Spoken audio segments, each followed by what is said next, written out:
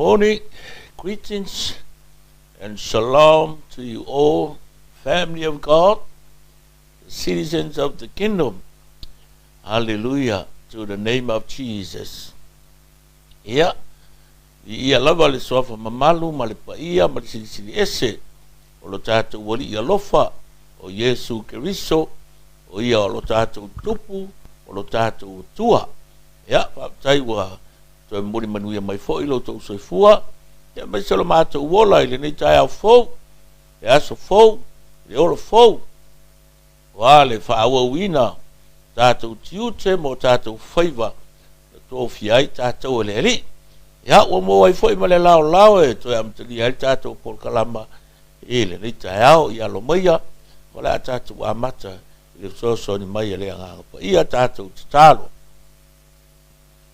Nganga pa iae, ia, wa mātou wala aulava ma lea ngang whaaloalo, fio maia e mafutaina o i mātou loto, papa ia ma whamanuia, ili nei au wala o sota inga o mātou whaongaina, mātou mōdia ai lea ngang whaafutai, o no lau tau singa, ma lau pui nga malu, ilo mātou wola, wa mou le pōngi sā, ia, wa anga i mai le malama, ia, wa le whaatinoina, o tiu te ma whaiva, tō fiai i mātou, ia, whapa ia le nei mafutanga, le nei fwoi pōr kalama, mai se o lau upu e whasoa, ina ia whamaro sia le whātua o le au pa ia, wala mātou au nanga ia te oe, ina nei vai tau o la mātou wholaunga, ia o la mātou tatalo, ia wala lava le swafo Yesu o la mātou ali ima le whaola. Amen. Praise the Lord. Ia la, usul tātou pese lea ua vivi i lo uloto.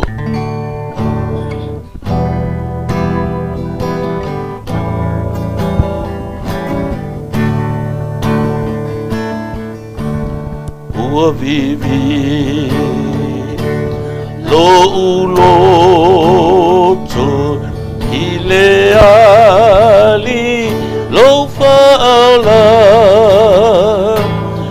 Wana lawe ai mai, le mea e whanoa, whawhetai masanga whetai, se i tatou whamanu, ma whawhetai, Yesu Keriso, e alofa mai, Ali lo matai te au na mai ai wa ule nei na malaya mata potole fili au farama e Yesu lo mata whawhetai masanga whetai tatou whamanu whawhetai Yesu Keriso le alofa mai ali lo matai au na mai ai lo la ua whaafo tanua Yesu elo maliu ua la malena o au le pangota o te sawa tua i lunga tatu mamanu mawhaapetai Yesu Keriso le alofa mai ali lo matai te au na mai ai manu mawhaapetai Yesu ke riso e alofa mai alilo matai te au na mai Hallelujah. Ya, oi lea tātou te au na iai. O lea ri, tātou te leo au na i se ngō se lotu, po se ngō se founder se loku, ia po o le ngō le pale mia, ia po o oe, lava ia, o le ke au nga i le atua, e kei mo ia makau whaki ngō le au ngoi whai le kua e umangi ua pisa. Me la ka ua lea le whai au la ka ua lea le ngō le loku, e ai, sa pe ka ua lea ka kou lalongi, ai au angi ka ule anga inga le suafo le li, awa o le atua o le amakanga, male nga ka anga o mea ka kou ki whaia. E lea whainga ka ua lea o ka kou ingoa, lea whainga, ai a ka ule anga inga lo, e ta umawala lo ina le suafo o Yesu, ia ingala le wanga i mai ka ma i a tātou, amen. Ia pe o kasi ngā vahenga tāu o le nei pese, pe o na whape na hao na vivi ia i le tua, i le ni foi as fou, ia, taiwa, tātou toi mafuta, fia, le ni tai au, sunga, ia, wao, ia, from sanga, si e malo, lava, church, i fua manuia, malangi maa, ni tai au fou, ia, ole, ha malo sila mo tātou, ni tai au. Today is the day 10 of our devotional series. You are created with purpose. Ole tai au le nei, for such a time as this. Mo se taimi whape nei. O le tusia le tamaitai o e setalon ta upo e wha. Alu whai upo se funu mal wha. E fia whai tawina la mo oe matata o le tai au nei. Rei pe a whai kau mai whai upo se funu kon. E seta, no na mata upo e wha. Alela u whai tau watu le whai upo se funu tonu. Ma le whai upo se funu wha. Ia wha whonga mai. O na whai mai leo mo le te kai ia tari atu ia e seta. Ne i e manatu i lau loto. Ina ua e iai i le ainga o le tupu. E wha asao ina ai oe ai sa yu ta uma. A wa a whai e te matua wha lolongo i nei ona po. E tupu mai le tu sauno ina. Male lave ina o sa yu ta. Mai stasi mea.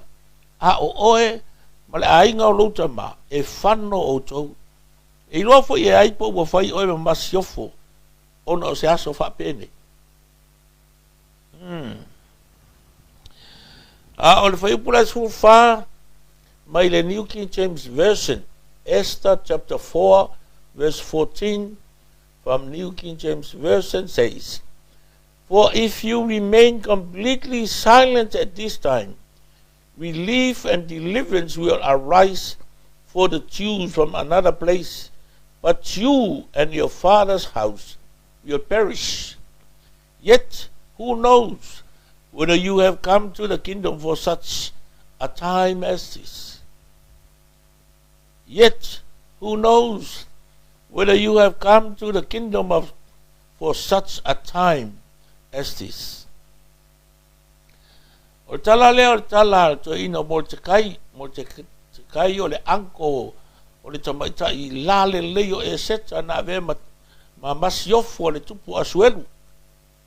Ia ua mimilo fo e kamale o ha manu ia le finga ngalo le malo. Manga olola ia kilia umakaka sayuka nga waku fu ile fa kangaka o kawainga ele malo o metai ma persia. Ia nga olola ia sufir kupu. Waka kaunga erase umakangaka sayuta le ko kongo o persia nga kaimi. Al kaimi nga o filfilia ia eseta. E avea ma masiofo le tupu. ia o le tala le tusi pe ona o tau sila fio, o se kenge la le lei kele. E le ngaka la e la le lei, au le kenge makau le atua. Pe ua keli e onga makau kia le la le lei. Ua vai e le, e mawhaifo inga au le lei au fōringa. Mau make up, o lava lava, o lo kingo, ma mea umma, ai le makau le ari, e le a koa lo au le lei.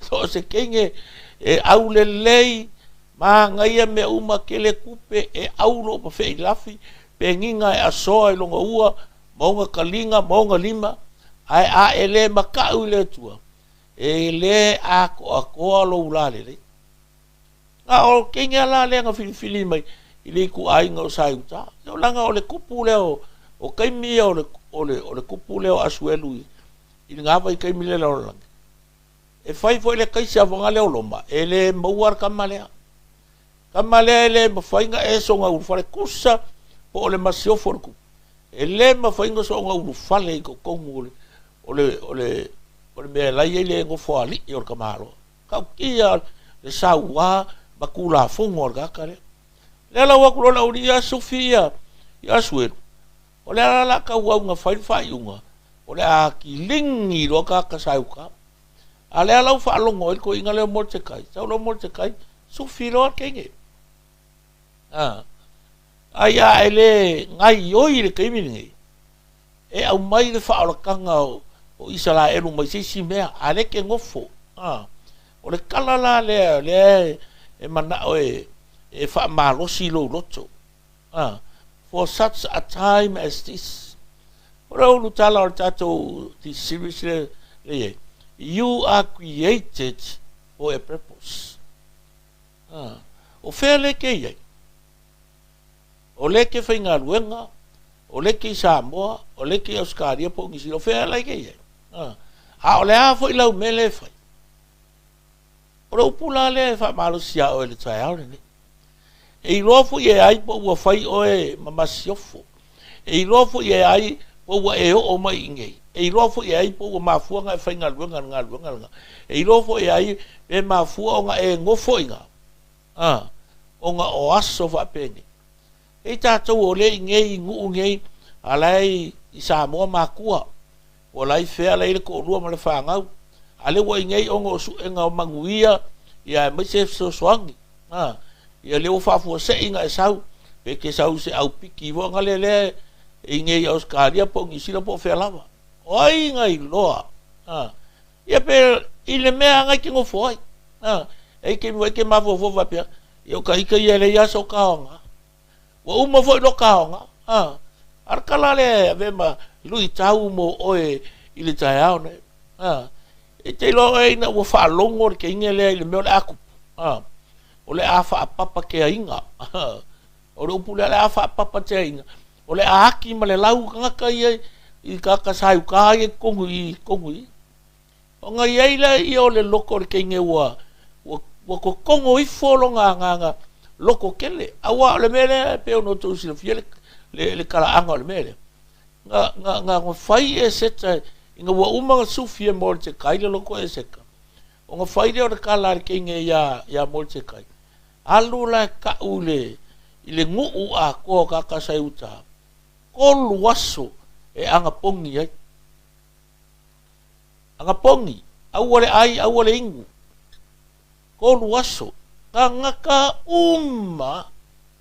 ilo ole awala e mawai malo ole awala e mawai manguia ole atua mo oe malo ainga maso se meka ko ke faya ole oi kuri vai aka ura le mele ole anga pongi e ke le anga pongi oko savari vali aka malu kari yeso ole kaimile e ke sauai e ke ko kuli ma e alanga ile atua ma fa no manu ile ali inga ia sa mai lang fa mangianga ai mai se le upo le poto ma le nganga fa aringa e fa ai filinga ma fa ai fa ile yo ile kaua ile yo ile ngaruenga ile yalu se malanga o ia e amakai o le ana pongi ma le tatalu ai se ale anga pongi ma le kakalo la fe me ese ka o u fo i malo ngalu teine mātou te ana pongi fo.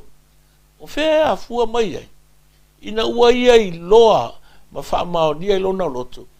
She was created for a time, for such a time as this. O ia na fofo ina ma au maia I le larolangi, mor kaimi whape. Wa ole, le fia vela o papelongi ia lenga iei. Ngā wakua me kaimi persia lola. Lola, au mai ma me o le malu malu na ia se le manga orwa na uri ia mai. Mia, makua I foko ele iai, ia le maro papelongi ia me kaimi persia. O se kasi leo empire ka ua nga iei, yaso la. Whalongo lan whai pas furuongo ole commitment. A eiloanga lo mafuanga. Nga mafua inga sau lau langi, eilau commitment le whai. Whalongo la le kala arkengi le whai pas furuongo. Verse 16 says, perhaps you have become queen for such a time as this. Ar whai upula furuongo leongo. For my, if I perish, I perish. That is a commitment. Or commitment menga, inga ua ia kalia inga lo nga mafuaanga, when she accepted her purpose. It became her passion, and she was willing to risk her own life for its fulfillment. And she said, if I perish, I perish. Pea ngo fai, o fea le keia.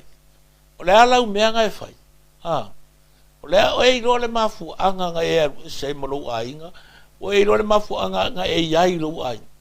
Ai so ka kou ia, walua le aonga ia o lenga nga kai e vai le ainga sau lo fai long kamamu ki ia. O le o maria kula ngu fai vai ka ko ainga. Pea kalan ko e ke mafai nga be. But yes, ko kele yo ka fai la ko commitment va penga. Ya le ala walu o le ala me kupu ingi sila Australia Amerika po fe ala o le walu o ye pek sau mai kwais ye pia pek sau mai sau ye pia o fe foi quero ya commitment when she accepted her purpose inga wa ye loa lona mafuanga ina wo ye talia ina le mea na mafuai ona fai mama siofo asuelu ia ka whaineo lang kala le a whai o te oti o ki e peia. It is her courage and grace under tremendous pressure. Nga mafuai o nga ngau aku le loko o le kupu i le whaao ioi ar ka maika ala masiofu. O le plan lea. Nga sofia e ko inga mol te kai e seta. Ai anga le malia e seta. Ele ia se me kupu.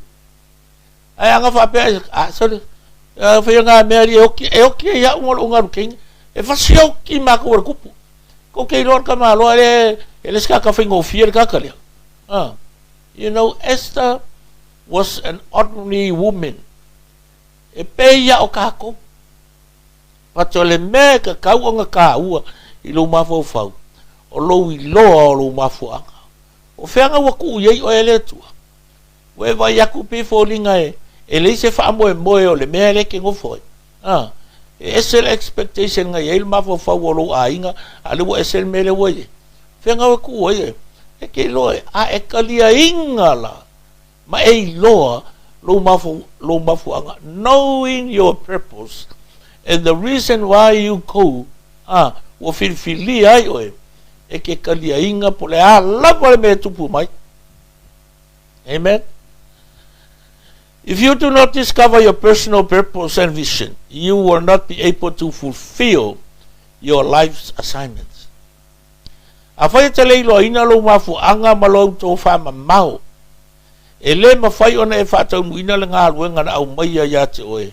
Na mafu ai ona whānau mai oe lau langi. Ua whawhawhonga ina e le tua mai le langi. Le oi o isa la elu o ka e pelu I kongo ai kupiko. O sa ini le se e sue. Ai sue maua mai oi mitiana le ka ngaka ingo ya mose. O laiva ai ia ma moe along ka ma. A longa whara inoa. O ngā anga I mai leo le tua pe ngo ku lora kala ua ke I moso mea kunga. o mumbu mo le lau ai le sunguinga fala kala ka kule ye ai fala ko mo se sa u le valau mo se okay wa I shock le kangaka wa se me wenga se le fo vai le ye yo nga fai le ye o le faali ele fina ngalo le tu. What happened if he had refused to go to Egypt? Ma fai a falao. Rana me kupu peang fa pe musu. E au nga ka e I pe fefe. I le kele excuse nga fai. But at the end, wa kriye anu. Oi ngai loa o oe mose nga e whanga umai. Nga whakawhea oe I kongo le ngai la. Kui kongo le ako kome. Ai mau ale a finga whalau. I le kele o ngai mau kamilo sanga kamilo kuai. Le ua o mai le vao, I koafa. I ko ngā vao, vai maa moi o nga whareino.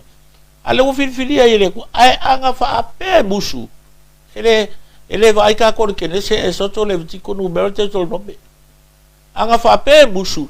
Ele o mai ia le malanga le nga o mai le vao e o anga I kanan. E ui a ele I o orka malo I o. A o le upo le kusi. O le atua e anga le upo. E lei se pei o mose. Le meo le meekness. Anga malu. Au ngai. E maulalo longa loko koe a mai ka ngaka o le mua e fasioki. A la vai e sero a la vale loko o le ngaka. I le kaua longa lua o le alarorangi. Sa vali e le fua le ar whalapu konga le nazi. Whalapu konga le o le whainga malo le nga iei I kongo siamangi. Ka ia kaka ukia forenga kaka whanga I Austria. O lunga I ngoa Adolf Hitler. O le Austrian born kaka. Ia e o lunga ka mao le awhea. O le siamangi. Le anga mafuai o nga molonga vangoa ka ia. Ko lunga kaka a kaukala e aggressive lang kaukala. Nga makua fefe e Europa ako e o le lalolangi ako. Wa makanga la ka malo o kolosi pora zaku. Al kala le ka malo nga pa le mia I perkangi le vai kaiminga. Ngo ya Winston Churchill. Pe mai le kala ka malo, the survival of Great Britain and the rest of the free world is someone else's problem. I'm going to let the Nazi do whatever they want. Pero le markala ka malo ya fika perkangi. Ka waku ya kila. Kau ke kau le ea. Kau le sami. Kau le lau ele. E saungi mai. Le aka ko waku so se mea. E le koe fo I perkangia. I le mea nge. Ola le mea peang whapele. Se ka ngaka whapele le vai kaimire. Mungur kaimingi. Wapulea le natsi Europa ma le lalolangi ako. Kaka nga whangau mai le kaimi. Le kaimi. Pingo whai akua ngafi. Born at the right time. O le whinge holangi, Netherlands. Ronga I ngoa Corrigan Pun. Valu se lau I ukai anga ia whaalafia I kukongo longa whale. E pili kai mele o le kau alonga rua laulangi. Le anga endange, o whasi o kia ka ngaka I ukai e ovai le ongo milionga. Ai whasa o inga mai e le whinge lea, ka ngaka I ukai e valu se lau. Ka nga wheo a isolo I kukongo o holangi I le kaiminga. O fefe o le lope e whainga ar kaka leo I kira. E whaasao mai e. O inga I loa o longa levala uinga nga mafu e ngawhanga. What about Martin Luther King Jr.? He had not thought civil rights were worth dying for. O kaka le nga mai le mau. Nga mai le mau yasola. Nga mafu ai o nga mole sa arkonga o ka uli Amerika. E kai mel ka maloa leskengel ka ngo Abraham Lincoln. Lo winga le tala. O ngai ka ngaka ka ua. Ele kele se lako vo se va ai ia ka ngaka I vai kai minga. But they got the courage. Ku kuilunga. Maka waku le lalolangi. Le mea le e ka kau o fai. E fa pe ngala pe ngo fa aku. Ile kengele o eseta. What about Mother Teresa? Have you ever think of this lady, Mother Teresa?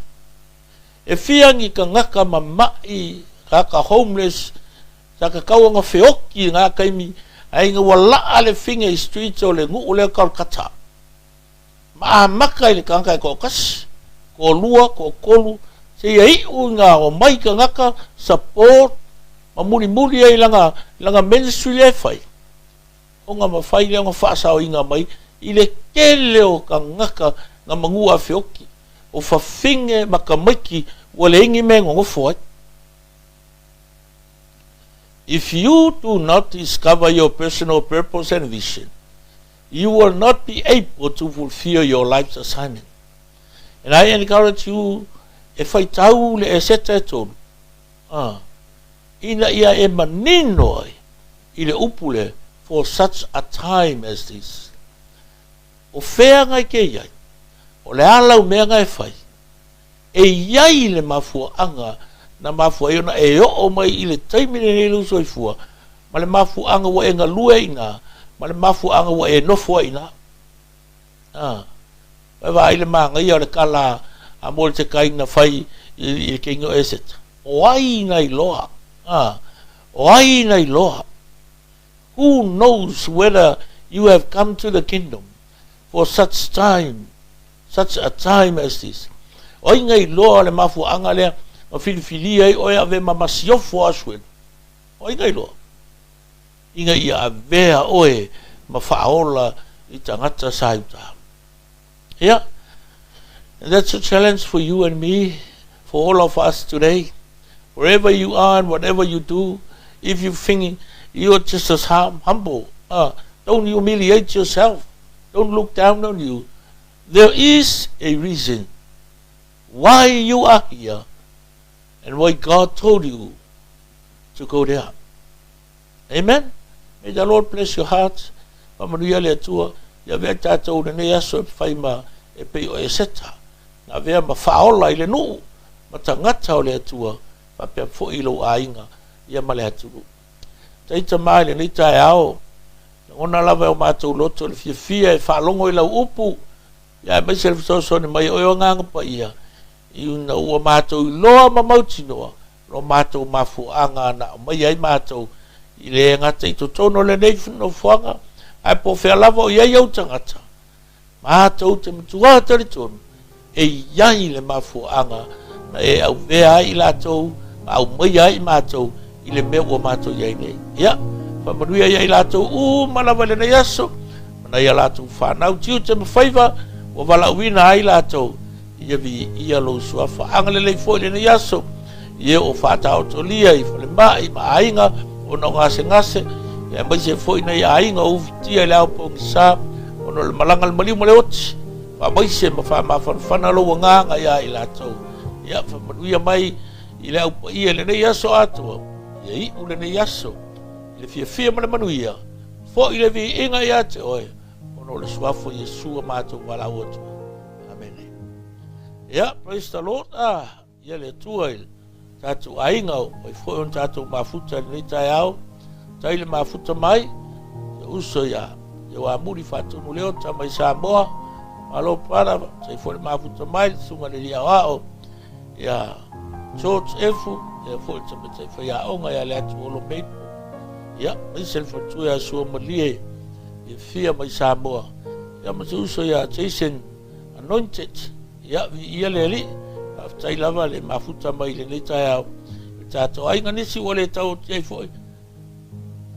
Ya, before ia ya Pastor Mike Reta mai au kilani mai au unanga al Global Kingdom TV ya va before il futua ya tesa ya fata mai au kilani ya mai sele uso ya Pastor no olunga wale mai au kilani ya ia le tu le ya so fe au mutiute ya vea tatou pe ortine o eseta ele ngata au le ai makau le ari.